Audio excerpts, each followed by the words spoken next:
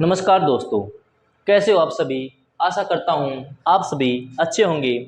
स्वागत है आपका आरडी गुरुकुल यूट्यूब चैनल पर।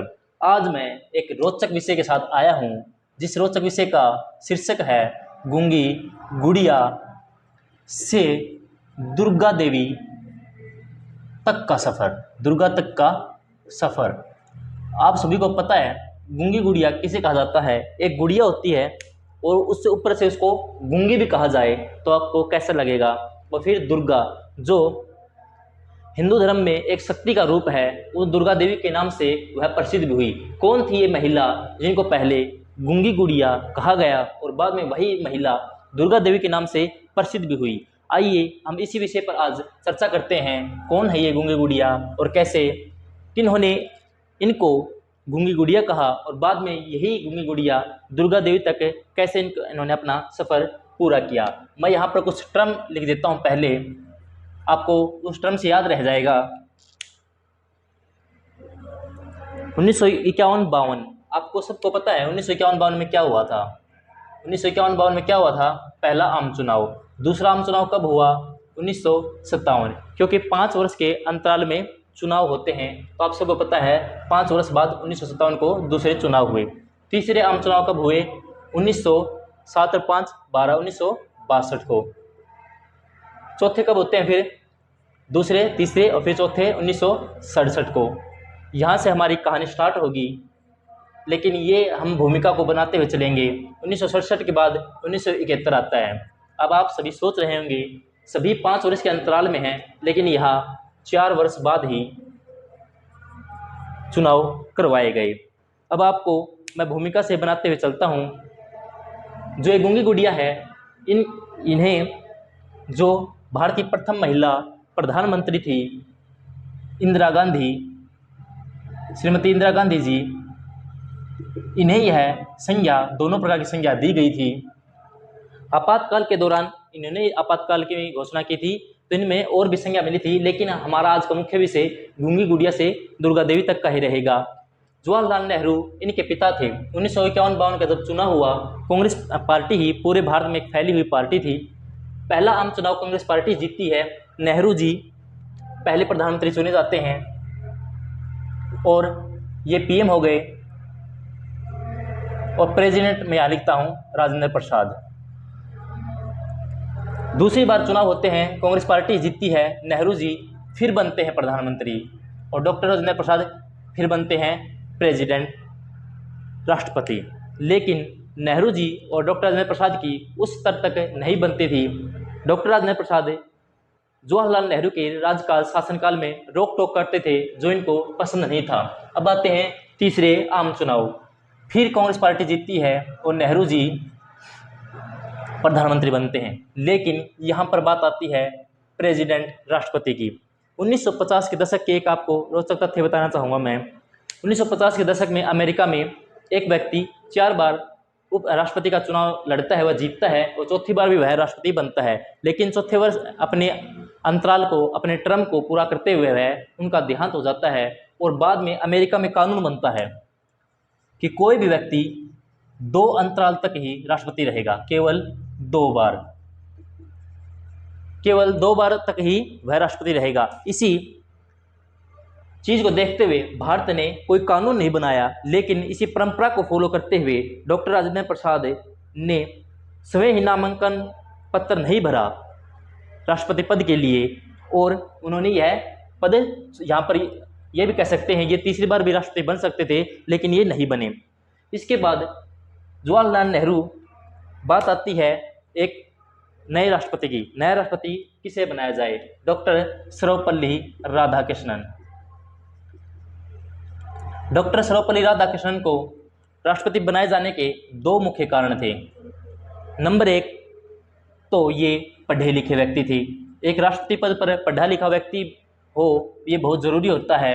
नंबर 1 था ये पढ़े लिखे व्यक्ति थे। नंबर 2, ये दक्षिण भारत से बिलोंग करते थे, क्योंकि अब तक सरकार में ऐसा कोई पद जैसे प्राइम मिनिस्टर या प्रेसिडेंट, ऐसा कोई पद दक्षिण भारत के किसी व्यक्ति को नहीं मिला था। तो नेहरू जी ने सोचा कभी दक्षिण भारत के लोगों को ये लगे कि सिर्फ उत्तर भारत की सरकार बनती है, उत्तर भारत के ही प्रतिनिधि बड़े बड़े पद लेते हैं। डॉक्टर राजेंद्र प्रसाद को उन्होंने यह बड़ा पद देने के दो मुख्य कारण थे, क्योंकि डॉक्टर राजेंद्र प्रसाद दक्षिण भारत से थे। उत्तर भारत और दक्षिण भारत का तालमेल अच्छे से बना रहे, इसलिए इन्होंने इनको यहाँ पर राष्ट्रपति बनाया। तो तीसरी बार नेहरू जी राष्ट्रपति प्रधानमंत्री बनते हैं, लेकिन राधा कृष्णन जी क्या बनते हैं, राष्ट्रपति। अब बात आती है 1962 की। 1962 में क्या हुआ था, आप सबको पता है, भारत चीन युद्ध, एक बहुत ही दुखद घड़ी मान लीजिए इसको, क्योंकि भारत चीन जब युद्ध हुआ तो भारत इसके लिए बिल्कुल भी तैयार नहीं था। नेहरू जी चीन पर बहुत ही विश्वास जताते थे। इन्होंने हिंदी चीनी भाई भाई ऐसा नारा भी दिया और 1954 में पंचशील संधि भी की थी।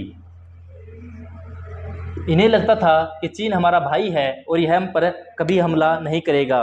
अपनी सिक्योरिटी को देखते हुए भारत इनसे अनभिज्ञ था, लेकिन चीन अपनी बुरी मंशा को हमेशा अपने मन में दबाए रखता है। आज भी चीन वही है जो उस समय था, और चीन ने भारत पर आक्रमण कर दिया।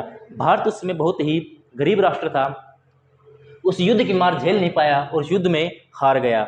और नेहरू जी हारने के बाद 1964 तक आते आते बताते हैं कि नेहरू जी को उस हार का गहरा सदमा लगा था और 1964 तक आते आते नेहरू जी का देहांत हो गया। यह सदमा बताते हैं। और इससे नेहरू जी का जब देहांत हुआ तो 1964 में क्या हुआ, प्रधानमंत्री पद खाली हो गया। तो उस समय एक नाम आता है के कामराज। आपको बताना चाहूँगा, के कामराज भारतीय राजनीति के किंग मेकर माने जाते हैं। किंग मेकर माने जाते हैं। किंग मेकर क्या होता है, जो राजा को बनाता है। के कामराज का मानना था, के कामराज चाहते तो खुद भी प्रधानमंत्री बन सकते थे, लेकिन के कामराज का मानना था कि प्रधानमंत्री को बनाने वाला ज़्यादा बड़ा होता है, क्योंकि प्रधानमंत्री उसके वश में रहता है।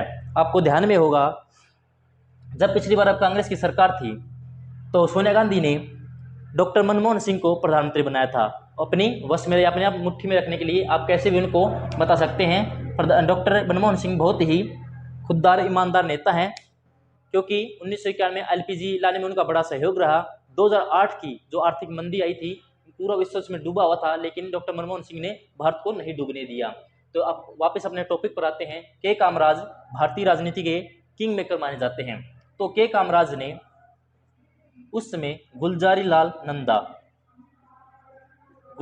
नंदा को कार्यवाहक, इसको क्या प्रधानमंत्री बनाया, कार्यवाहक, इनको कार्यवाहक प्रधानमंत्री बनाया। इसके बाद एक नाम आता है मोरारजी देसाई। प्रधानमंत्री पद के उम्मीदवार, प्रधानमंत्री पद के योग्य मोरारजी देसाई थे उस समय, क्योंकि उस समय मोरारजी देसाई से बड़ा ओहदा किसी का भी नहीं था। मोरारजी देसाई गोधरा में, जिस गोधरा को आप 2000 वर्ष के बाद से जानने लगे हैं, गोधरा कांड से जिसे जानने लगे हैं, उस गोधरा में जो गुजरात में है, 1928-29 में डिप्टी कलेक्टर रह चुके थे। 1928-29 में डिप्टी कलेक्टर रह चुके थे मोरारजी देसाई। बहुत ही पढ़े लिखे इंसान थे ये, बहुत ही इंटेलेक्चुअल बंदे कहे जाते हैं ये। तो मोरारजी देसाई प्रधानमंत्री पद की उम्मीदवारी अपनी योग्यता साबित करते हैं, लेकिन के कामराज को पता था ये इतने खुददार व्यक्ति हैं, इतने कद्दावर व्यक्ति हैं ये, कि ये इनके मुट्ठी में या इनके वश में नहीं रहेंगे, ये इनकी बात नहीं मानेंगे। इसलिए इनको दरकिनार करते हुए एक व्यक्ति आते हैं, लाल बहादुर शास्त्री। कब की बात है ये आपको पता होगा, 1965 का वर्ष आ चुका है यहाँ तक, क्योंकि 1964 में नेहरू जी की मृत्यु हो चुकी है। 1964 में नेहरू जी की मृत्यु, 1965 के आते आते तक लाल बहादुर शास्त्री जी को प्रधानमंत्री पद के लिए चुना गया। उस समय लाल बहादुर शास्त्री का कद इतना बड़ा नहीं था जितना बाद में भारत पाक के युद्ध के बाद हुआ। ऐसे ईमानदार नेता कहे जाते हैं ये, कि इन्होंने अपनी गाड़ी भी किस्तों पर ली थी, जिसका ये लोन नहीं चुका पाए थे। हम वापस टॉपिक पर आते हैं। 1965 में क्या होता है, यहाँ पर मोरारजी देसाई के कामराज के द्वारा दरकिनार किए जाते हैं। भारत पाक युद्ध होता है, भारत पाक युद्ध। लाल बहादुर शास्त्री ने जय जवान जय किसान का नारा दिया उस युद्ध में। पाकिस्तान को लगा कि 1962 में पाकिस्तान ने 2 कारणों से युद्ध आरंभ किया था, क्योंकि उसको लगा था कि अब भारत के बाद कोई भी ऐसा नेता नहीं है, क्योंकि जवाहरलाल नेहरू को बहुत बड़ा नेता माना जाता था, बहुत बड़े नेता थे भी वे, और उनके पास अब कोई ऐसा नेता भी नहीं है। और 1962 के युद्ध से चीन द्वारा हार के बाद भारत की कमर भी टूट चुकी है, तो पाकिस्तान ने युद्ध प्रारंभ कर दिया 1965 में। लेकिन लाल बहादुर शास्त्री जो बहुत ही ईमानदार नेता थे, इन्होंने इस युद्ध को जीत लिया, जिससे उनका कद बहुत बड़ा हुआ। पूरे भारत की जनता उनको पसंद करने लगी। लेकिन उसी समय भारत में खाद्यान्न संकट भी पैदा हुआ था। खाद्यान्न संकट के पैदा होने पर लाल बहादुर शास्त्री ने पूरी देश की जनता से एक सोमवार की रात को व्रत रखने की अपील की थी, जिसे पूरी भारतीय जनता ने माना भी था। हम आगे नेक्स्ट टॉपिक पर वापस आते हैं। यहाँ पर जब भारत पाक युद्ध होता है, भारत जीतता है और 1966 का वर्ष आता है। हम धीरे धीरे अपने टॉपिक पर आ रहे हैं, क्योंकि एक भूमिका बतानी जरूरी होती है, क्योंकि बीच में जब मैं के कामराज का जिक्र करूंगा तो आपको ये ना लगे कि के कामराज कौन थे। मेरे दोस्त बहुत नॉलेजफुल हैं, उनको पता हर चीज़ का होता है, लेकिन धीरे धीरे सामान्य ज्ञान भी बढ़ना जरूरी होता है। 1966 में ताशकंद समझौता होता है। कहाँ होता है ताशकंद समझौता? ताशकंद नामक एक भूभाग है उज्बेकिस्तान में, जो पहले यूएसएसआर का अभिन्न भाग था। 1991 में यूएसएसआर टूट गया था, जो बाद में अब रूस है। अब उज्बेकिस्तान अलग है, जो है ताशकंद आज भी वही है। 1966 में यहाँ पर भारत पाकिस्तान का एक समझौता होता है, जनवरी 1966। उसी रात लाल बहादुर शास्त्री जी की मृत्यु हो जाती है। कहाँ पर? ताशकंद में। कॉन्स्पिरेसी थ्योरी बताती है कि इनकी मृत्यु नहीं हुई, इनको मारा गया था, लेकिन इनके देहांत में हार्ट अटैक इनका कारण बताया गया था। हम उस डिबेट पर न जाते हुए अपने टॉपिक पर ही रहेंगे। लाल बहादुर शास्त्री जी की मृत्यु से संबंधित आपको अच्छे से समझना हो तो ताशकंद फाइल्स नाम की एक मूवी आई थी, आप उसको भी देख सकते हैं। उस मूवी में काफ़ी अच्छे डिटेल से बताया गया है कि लाल बहादुर शास्त्री जी की कैसे व्यक्ति और उनके देहांत के बारे में बहुत ही कॉन्स्पिरेसी थ्योरी को ही ज़्यादा बताया गया है। तो यहाँ पर लाल बहादुर शास्त्री जी की मृत्यु हो जाती है 1966 में। बात वहीं पर आ जाती है, जवाहरलाल नेहरू मृत्यु हुई, गुलजारी लाल नंदा को कार्यवाहक प्रधानमंत्री बनाया गया। लाल बहादुर शास्त्री जी की मृत्यु हुई, वापिस गुलजारी लाल नंदा को क्या बनाया जाता है? कार्यवाहक प्रधानमंत्री। प्रधानमंत्री नहीं, सिर्फ कार्यवाहक प्रधानमंत्री, कि जब तक नेक्स्ट पीएम नहीं चुना जाता आप इस पद पर बने रहें। अब मोरारजी देसाई अपने उम्मीदवारी पद के लिए आते हैं। मोरारजी देसाई, तब तक भी कोई ऐसा नेता नहीं था जो इनके कद के बराबर पीएम पद की उम्मीदवारी रखता हो, क्योंकि बहुत ही पढ़े लिखे व्यक्ति माने जाते थे उस समय ये। अब जब के कामराज को पता था कि अगर मोरारजी देसाई प्रधानमंत्री बनते हैं, वही 1964-65 वाली बात है, इनकी मुट्ठी में या इनके वश में नहीं रहेंगे, तो इन्होंने सोचा जो शास्त्री जी के शासनकाल में, लाल बहादुर शास्त्री जी के शासनकाल में सूचना मंत्री थी, कौन? अब हम अपने टॉपिक पर आए हैं, सूचना मंत्री, इंफॉर्मेशन मिनिस्टर, कौन थी? इंदिरा गांधी। सबको पता था बहुत ही शर्मीली लड़की है और एक निजलिंगप्पा माने जाते हैं। इन्होंने के कामराज को सुझाया कि इंदिरा गांधी एज ए गूंगी गुड़िया है, हम जैसे चाहेंगे उसको मोड़ देंगे, जैसा चाहेंगे वो कहेगी, हमारे वश में रहेगी, शासन पद पर इंदिरा गांधी रहेगी लेकिन शासन हम करेंगे। यह कितना उनके वश में या कितना उनके मुट्ठी में रही, आगे आपको कहानी में पता चलेगा। निजलिंगप्पा ने इनको क्या कहा? गूंगी गुड़िया। एक हमारा यहाँ से गूंगी गुड़िया की संज्ञा किन्होंने दी थी? निजलिंगप्पा ने। यहाँ पर आपको बता देते हैं। के कामराज कौन थे? के कामराज किंग मेकर थे। इंदिरा गांधी का नाम सुझाते हैं। इंदिरा गांधी का नाम सुझाने के 2 कारण थे। एक तो इनके ये सोचते थे कि इनके वश में, इनकी मुट्ठी में रहेगी। नंबर 2, ये जवाहरलाल नेहरू की ही बेटी थी, तो जनता इन पर विश्वास अच्छे से करेगी। लेकिन मोरारजी देसाई इस बार मानने वाले नहीं थे। मोरारजी देसाई अपनी उम्मीदवारी को लिए बैठे थे, अपनी योग्यता साबित करना चाहते थे। इसके लिए कांग्रेस पार्टी में मतदान हुआ। मतदान में क्योंकि अध्यक्ष निजलिंगप्पा जैसे लोग इंदिरा गांधी पक्ष में थे, तो इंदिरा गांधी का जीतना ही सुनिश्चित था। इंदिरा गांधी ही जीती और इंदिरा गांधी को प्रधानमंत्री बना दिया गया। कब की बात है ये? 1966 के लास्ट तक की, 1966 की बात है। यहाँ पर आप देख सकते हैं 1966 के बाद नेक्स्ट ही वर्ष चुनाव होने वाले हैं 1967 में। 1966 में इंदिरा गांधी को प्रधानमंत्री चुन लिया जाता है और उसी समय राम मनोहर लोहिया ने पूरे देश में गैर कांग्रेसवाद का नारा दिया और जनता का भी विश्वास एक हद तक कांग्रेस पार्टी से उठ चुका था, क्योंकि जवाहरलाल नेहरू की मृत्यु के बाद ऐसा कोई शख्स था ही नहीं जो उस उम्मीदवारी उस पद के योग्य हो, क्योंकि तब तक लाल बहादुर शास्त्री की भी मृत्यु हो चुकी थी। उसके बाद लाल बहादुर शास्त्री बचते थे, उनकी मृत्यु हो चुकी थी। तो जब 1967 का चुनाव होता है, क्योंकि जनसंघ भी अपने चुनाव की जोरों शोरों की तैयारी पर था, अपने चुनाव में खूब पुरजोर संघर्ष कर रहा था, तो 1967 का चुनाव जीतती कांग्रेस पार्टी ही है, लेकिन बहुत ही कम सीट आती हैं। आपको बता देता हूं मैं, 1967 के चुनाव में 283 सीट आती हैं और 6 राज्यों से इनकी सरकार भी चली जाती है, सरकार चली जाती है इनकी। 1967 का चुनाव था ये।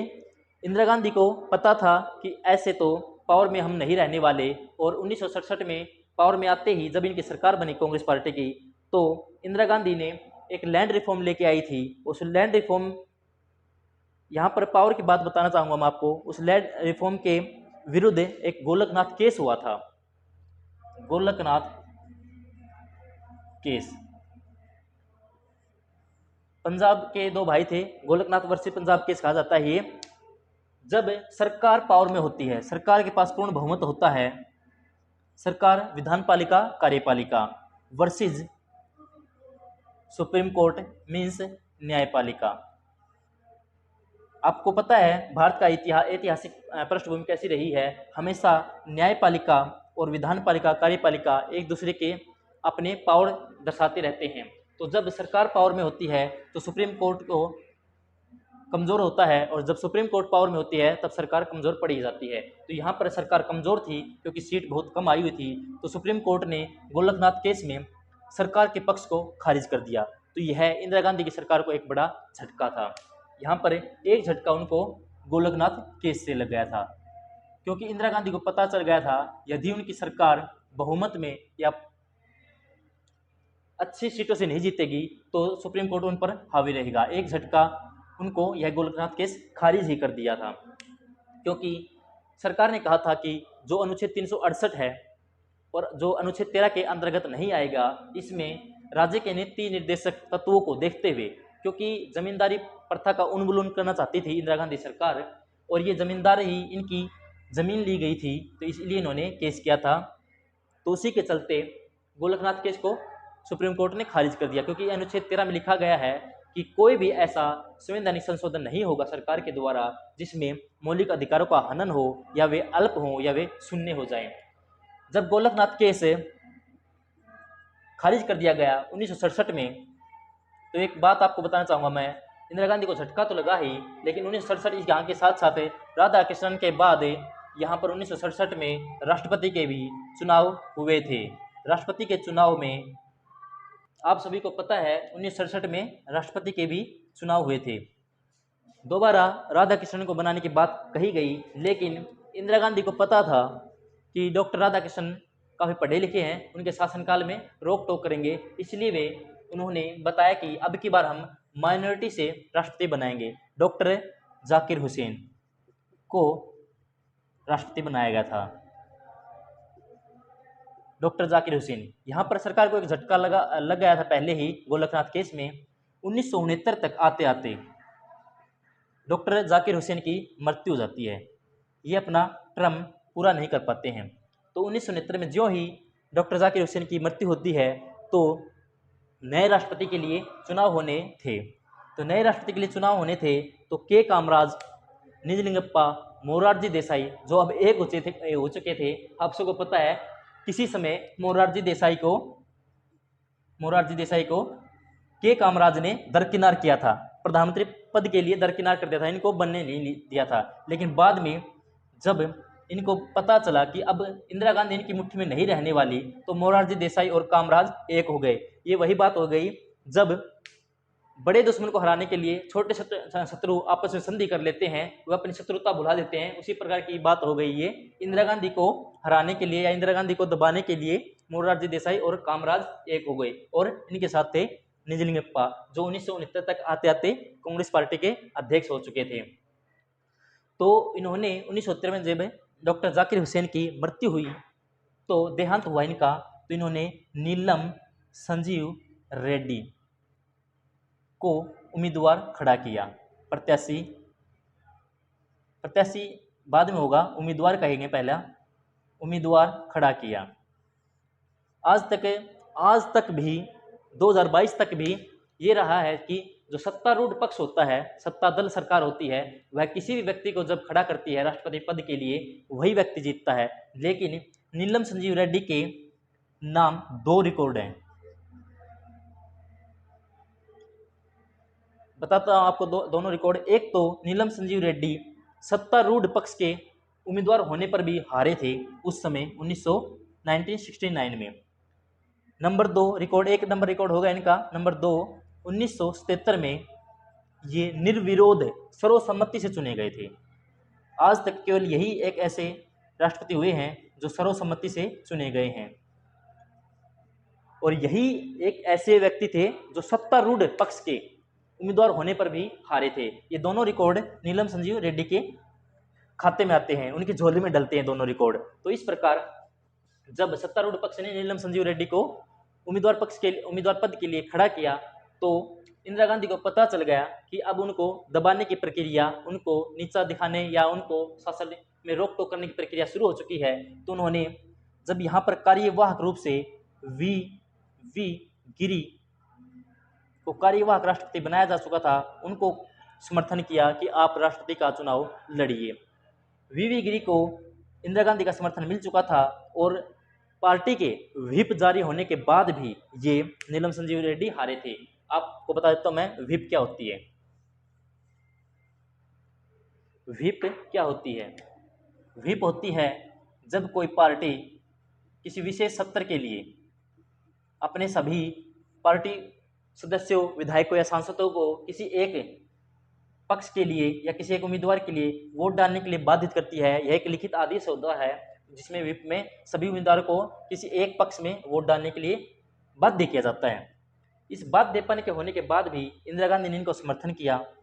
नीचे नीचे सभी लोग जानते थे कि वी गिरी को इंदिरा गांधी का समर्थन प्राप्त है, और इंदिरा गांधी ने जनता के सामने कहा, जो आज तक प्रचलित है, कि अपने अंतर्मन की आवाज पर वोट डालें। लोग समझ गए थे कि इंदिरा गांधी वी गिरी का समर्थन करना चाहती है। तो वी गिरी 1969 के चुनाव में जीत गए। जब 1969 के चुनाव में जीतते हैं, के कामराज, निजलिंगप्पा, इनको पता चल जाता है कि अब इंदिरा गांधी उनके वश में नहीं रही, उनके वश के बात नहीं रही। तो 1969 में आता है एक दौर जब इंदिरा गांधी को पार्टी से निष्कासित ही कर दिया जाता है, पार्टी से ही निकाल दिया जाता है। ये ऐसी नेता थी क्योंकि इनके अंदर ही अंदर मन में एक महान शासक, एक महान, आप तानाशाह बोल सकते हैं, क्योंकि जो 1975 में हमें देखने को मिला था आपातकाल के दौरान, वह पैदा हो चुका था। एक महान शासक पैदा हो चुका था इंदिरा गांधी के अंदर। 1969 में इंदिरा गांधी के पार्टी के निष्कासित किए जाने पर भी इंदिरा गांधी ने एक नई कांग्रेस का गठन कर लिया। वह कांग्रेस कहलाई कांग्रेस आर। और इंदिरा गांधी के बाद जो कांग्रेस बची थी, उस कांग्रेस को कहा गया कांग्रेस ओ। इस कांग्रेस आर को कांग्रेस आई भी कहा गया। इस कांग्रेस ओ को कांग्रेस एस भी कहा गया। कांग्रेस आर से मतलब था रिक्विजेशन, आई से मतलब था इंडिकेट, लोगों ने इसको इंडिकेट भी कहा था, या फिर आई से इसको इंदिरा भी कहा था। कांग्रेस और से मतलब था ऑर्गेनाइजेशन, एस से मतलब था इसका सिंडिकेट। ये सब सिंडिकेट के नेता कहलाए थे। इसको आप ऐसे भी याद रख सकते हैं, कांग्रेस आर, इंदिरा के लास्ट में आर आता है, या फिर इंदिरा आई से शुरू होता है। कांग्रेस ओ, जो के कामराज, निजलिंगप्पा जैसे लोग इनमें शामिल थे, इसको आप कैसे याद रख सकते हैं? ओ, ओल्ड कांग्रेस। लोगों ने इसे ओल्ड कांग्रेस भी कहा था, ओल्ड कांग्रेस। लोगों ने इनको ये नाम दिए थे, कांग्रेस आर, कांग्रेस ओ, ये। और अब जब कांग्रेस का विभाजन हो ही गया था यहाँ पर, तो जो सत्तारूढ़ पक्ष था, एक बात और बताना चाहता हूं मैं, जब कांग्रेस आर बनी थी तब इनके एक नेता ने कहा था कि इंदिरा की पॉपुलैरिटी या उनका व्यक्तित्व तो इतना निखार पा चुका था कि इन्होंने यहाँ तक कह दिया था कि Indira is India, Indira is India, India is Indira. यहाँ तक इनकी पॉपुलैरिटी हो चुकी थी, इंडिया इज इंदिरा, यहाँ तक इनको ये शब्द कहे गए थे। जब कांग्रेस पार्टी का विभाजन ही हो गया तो सरकार कांग्रेस पार्टी की थी, आप सभी को पता है, लेकिन कांग्रेस पार्टी का तो विभाजन हो गया है, अब सरकार किसकी रहेगी? तो इसके लिए मतदान हुआ कि कौन सी कांग्रेस सरकार चलाएगी। इंदिरा गांधी का आप सभी को पता है व्यक्तित्व तो काफ़ी बढ़ चुका था, पर्सनैलिटी काफ़ी निखार पा चुकी थी, तो सभी लोगों ने, लगभग सभी लोगों ने कांग्रेस आर को ही समर्थन दिया। सरकार के पक्ष में कौन रही? कांग्रेस आर। कांग्रेस ओ ने अपने सभी प्रतिनिधि, अपने उम्मीदवार हटा लिए। इसके हटाते ही कांग्रेस आर अल्पमत में आ गई। अब इनके लिए या तो किसी से गठबंधन करें या पार्टी नए चुनाव ही करवाएं। इंदिरा गांधी को पता था नए चुनाव अभी नहीं करवाए जा सकते, इसलिए उन्होंने गठबंधन की सोची। तमिलनाडु में डीएमके नाम की एक पार्टी पूर्ण बहुमत से सरकार बनाई हुई थी, इन्होंने डीएमके के साथ अपनी गठबंधन किया। लेकिन राजनीति में आप सभी को पता है कोई भी गठबंधन बिना स्वार्थ के नहीं होता। छोटे से छोटा गठबंधन में ही अपने अंदर के स्वार्थ को दबाए होता है। तो जब 1969 पर चल रहे थे हम, 1969 में जब गठबंधन की सरकारें बन ही गई, तो इससे पहले मैं एक छोटा सा टॉपिक भूल गया था आपको बताने के लिए। 1967 में मोरारजी देसाई क्यों नाराज हुए थे इंदिरा गांधी से? मोरारजी देसाई, ये माइंड स्लिप हो गया था, अभी आप जब आगे आया तो मैं आपको दोबारा बता देता हूँ। 1967 में इंदिरा गांधी ने 14 बैंकों का राष्ट्रीयकरण की घोषणा की थी। आप सोचेंगे कि इंदिरा गांधी जब 14 बैंकों की राष्ट्रीयकरण की घोषणा की तो मोरारजी देसाई को इससे क्या प्रॉब्लम हुई? मोरारजी देसाई को प्रॉब्लम ये थी कि मोरारजी देसाई उस सरकार में वित्त मंत्री थी और इंदिरा गांधी ने बिना किसी परामर्श के ही 14 बैंकों का राष्ट्रीयकरण कर दिया था, राष्ट्रीयकरण की घोषणा कर दी थी। तो इस प्रकार मोरारजी देसाई भी उनसे नाराज हो गए थे। के कामराज, निजलिंगप्पा इनसे पहले ही नाराज थे। अब वापस टॉपिक पे आते हैं। 1969 में जब इनका गठबंधन हो गया डीएमके के साथ, तो इन्होंने प्रिवी पर्स की बात उठाई। प्रिवी पर्स आप सबको पता है प्रिवी पर्स क्या है, दोबारा दोहरा देता हूं मैं। जब 1947 में भारत आज़ाद हुआ था, छोटी छोटी रियासतें थी, 565 रियासतें बता देते हैं, तो सभी रियासतों से विलय पत्र पर हस्ताक्षर करवाए गए थे कि आप शासन अपना रखिए, मुद्रा हम चलाएंगे, अपना शासन कार्य करते रहिए। 1947 में इस विलय पत्र पर हस्ताक्षर हुए।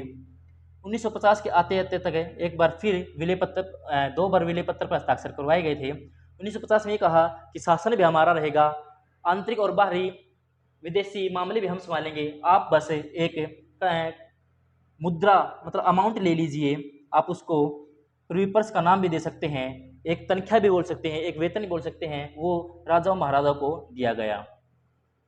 एक मुद्रा हर महीने एक भारी खर्च इनको दिया जाता था। इंदिरा गांधी को पता था एक गरीब राष्ट्र इतने राजा महाराजाओं का खर्चा नहीं उठा सकता, इसलिए उन्होंने प्रिवी पर्स को समाप्त करने की बात उठाई। जब आप ये मत समझना हम अपने टॉपिक से भटक गए हैं, क्योंकि कोई भी परिवर्तन अचानक से नहीं होता, धीरे धीरे परिवर्तन होते हैं। धीरे धीरे जो गूंगी गुड़िया थी वो शासन कार्य में भाग ले रही है, एक नई कांग्रेस पार्टी का गठन कर रही है, सभी बड़े बड़े नेताओं को, के कामराज, मोरारजी देसाई, बड़े बड़े नेताओं को दरकिनार करते चल रही है और वह सरकार चला रही है, अकेले ही सरकार चला रही है। इतनी कद्दावर और इतनी खुददार नेता हो चुके थे उस समय तक। और इंदिरा गांधी की गठबंधन की सरकार 1970 तक आते आते इंदिरा गांधी ने एक एक्ट पारित किया, प्रिवी पर्स का एक्ट। मैंने आपको बता दिया प्रिवी पर्स क्या था, इसके लिए इन्होंने एक्ट पारित किया। अब आपको एक रोचक तथ्य और बताना चाहूँगा। जो लोग कहते हैं कि एक वोट से क्या होता है, अब आप सबको एक वोट की कीमत बताऊंगा मैं।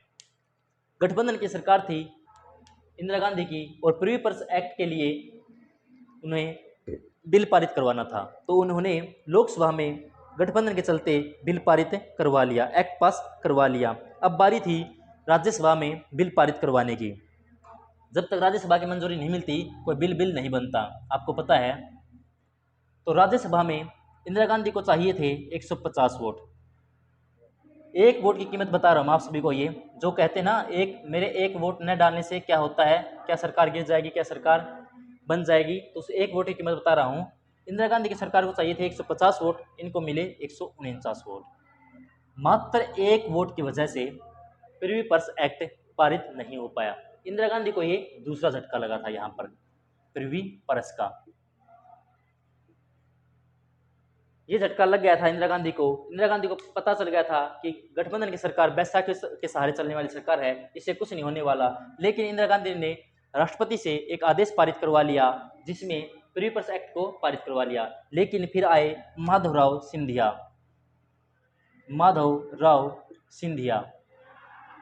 बनाम मद्रास केस। इसमें माधवराव सिंधिया द्वारा केस किया गया और कहा गया कि मात्र राष्ट्रपति के आदेश से कोई एक्ट कैसे पारित हो सकता है। तो मैंने आपको पहले बताया था, जब सुप्रीम कोर्ट पावर में होता है तब सरकार कमजोर ही सरकार को नीचा देखने पड़ता है, सरकार के हर एक्ट में वह संशोधन कर सकती है। तो यहाँ पर सुप्रीम कोर्ट ने इस आदेश को खारिज कर दिया, प्रिवी पर्स एक्ट को खारिज कर दिया। लगातार मिल रहे इन झटकों से इंदिरा गांधी को समझ में आ चुका था कि अब गठबंधन की सरकार ज़्यादा दिन नहीं चलने वाली। तो उन्होंने 1900 जो अब आते हैं अपनी वापस उसी बात पर आता हूँ मैं। आप ये कह रहे थे कि क्या यहाँ तक हर 5 वर्ष में चुनाव हुए, तो यहाँ पर 4 वर्ष में क्यों हुए। इंदिरा गांधी को पता था कि यह बैसाखी के सहारे चलने वाली सरकार है और न सुप्रीम कोर्ट उनकी कोई बात मान रहा है, न कोई एक्ट पारित हो रहा है, और सिंडिकेट के नेता भी उनके विरुद्ध जा चुके हैं। तो उन्होंने राष्ट्रपति से सिफारिश की कि चुनाव करवाए जाएं। कब? 1971 में ही। 1971 में ही चुनाव। यदि प्रधानमंत्री कहे तो राष्ट्रपति चुनाव कभी भी करवा सकता है, प्रधानमंत्री मंत्रिमंडल का सदस्य होता है। तो 1971 में चुनाव हुए। इंदिरा गांधी जनता के बीच गई और आम गरीब लोगों से कहा कि देखो, मैं तो जमींदारी प्रथा का उन्मूलन करना चाहती थी, लेकिन गोलकनाथ केस में सुप्रीम कोर्ट बीच में आ गया। मैं तो सभी बैंकों का राष्ट्रीयकरण करना चाहती थी, लेकिन सुप्रीम कोर्ट बीच में आ गया, क्योंकि सुप्रीम कोर्ट ने बैंकों के राष्ट्रीयकरण को भी अवैध ठहरा दिया था उस समय, बैंकों का राष्ट्रीयकरण। इसमें भी एक झटका मिल चुका था, प्रिवी पर्स में भी एक झटका मिल चुका था। इंदिरा गांधी ने कहा, देखिए आम गरीब जनता, प्रिवी पर्स में ये जो महाराजा धीराज राजा हैं बड़ी मोटी मोटी रकम ले जाते हैं और आम गरीब जनता के पास खाने के भी पैसे नहीं हैं। तो इस प्रकार सरकार जनता ही लुट रही है इन राजाओं से। तो अगर हम बहुमत में आते हैं, हमारी सरकार आती है, तो हम इन सब को अच्छे से इनके एक्ट पारित कर पाएंगे। जनता ने इनकी आवाज़ सुनी और गरीबी हटाओ का नारा उन्होंने उस समय दिया था। जनता इनसे काफ़ी जुड़ चुकी थी और जनता ने इन्हें काफ़ी हद तक जिताने में मदद की। तो उस समय बहुमत की सरकार में इंदिरा गांधी को 352 सीट मिली। और जो कांग्रेस ओ जो जिनमें सिंडिकेट के नेता थे, के कामराज जैसे, जिन्हें किंग मेकर कहा जाता था, उन्हें मात्र 16 सीट मिली। इस प्रकार इंदिरा गांधी ने अपने व्यक्तित्व को बनाए रखते हुए 352 बहुमत से यह जीत हासिल की। बहुमत की हासिल करते ही 1971 में ही उन्होंने 24वां, 25वां, 26वां, 27वां, 28वां, इसी लगातार श्रेणी में 29वां एक्ट पारित करवाए गए। गोलकनाथ केस में जब कहा गया था सरकार के सुप्रीम कोर्ट के द्वारा कि अनुच्छेद 13 और 368 एक ही हैं, इसमें बता दिया गया कि सरकार राज्य निर्देशक तत्वों को जनता के लिए बनाने के लिए मूल अधिकारों में का हनन या उनकी कटौती कर सकती है। यह 24वां एक्ट था। 25वें में बैंकों का राष्ट्रीयकरण से संबंधित पेश किए गए 26वां प्रिवी पर्स एक्ट को ही समाप्त कर रहा था। इसमें रूलर की भाषा भी चेंज हो रही थी। इस प्रकार इन्होंने बहुमत की सरकार आते ही ये एक्ट पारित किए। आपको मैंने पहले ही बताया था, सब पावर की बात है। जब इंदिरा गांधी की सरकार पावर में आई तो सुप्रीम कोर्ट कमजोर हो गया। 1971 तक आते आते एक युद्ध और होता है। अब हम अपनी कहानी के अंत तक पहुंच रहे हैं। भारत पाक युद्ध नहीं कहेंगे, हम बांग्लादेश का उदय कहेंगे उसे। इस बांग्लादेश के उदय से पहले जब 1971 में इंदिरा गांधी की सरकार बनती है तो इंदिरा गांधी यूएसएसआर जो आज का रूस है उसके साथ 25 वर्षों की मैत्री संधि करती है, क्योंकि इंदिरा गांधी को पता था कि भारत एक उभरता हुआ देश है और चीन जो 1962 में उनके ऊपर युद्ध का हमला कर चुका था और भारत एक गरीब देश भी है और अमेरिका और चीन दोनों भारत पर आंखें गड़ाए हुए हैं, ये कभी भी हमला कर सकते हैं, तो इन्हें एक मजबूत मित्र की आवश्यकता है। यूएसएसआर ऐतिहासिक रूप से भारत का अभिन्न मित्र रहा है, तो इसके साथ उन्होंने 25 वर्ष की एक मैत्री संधि कर ली। और इसके बाद 1971 में जब बांग्लादेश का उदय हुआ, बांग्लादेश को आज़ाद कराने की बात आई, तो भारतीय सेना ने इंदिरा गांधी की सूझबूझ और इनके नेतृत्व में बांग्लादेश को आज़ाद करवाया। दिसंबर 1971 में बांग्लादेश का विभाजन कह सकते हैं, जो पूर्वी पाकिस्तान था वो बांग्लादेश के रूप में उदय हुआ, बांग्लादेश का एक जन्म कह सकते हैं आप इसे। तो उस समय जो कभी गूंगी गुड़िया कहलाई गई थी, उनके नेतृत्व वाली सरकार ने एक नया देश को ही जन्म दे दिया, बांग्लादेश को। तो उस समय विरोधी दल के नेता कौन थे? अटल बिहारी वाजपेयी। अटल बिहारी वाजपेयी ने उन्हें एक संज्ञा दी थी और इस संज्ञा के साथ हमारी कहानी का एंड होगा। एक नई कहानी लेकर फिर आएंगे हम आपके साथ इन्हीं रोचक तथ्यों के साथ। अटल बिहारी वाजपेयी ने इन्हें दुर्गा की संज्ञा दी। आप देख सकते हैं दोस्तों किस प्रकार एक गूंगी गुड़िया कहलाई जाने वाली लेडी, एक महिला, किस प्रकार एक दुर्गा का रूप भी ले पाई और 1975 तक आते आते इनके कई और भी इनको संज्ञाएं दी जाती हैं। उस रोचक तथ्य पर हम फिर कभी चलेंगे। आज तक इतना ही काफ़ी है। अगर आपको ये रोचक तथ्य पसंद आता है तो कमेंट सेक्शन में कमेंट करके अवश्य बताएं। इसी के साथ आपका दिन शुभ रहे। धन्यवाद। स्वस्थ रहें, मस्त रहें।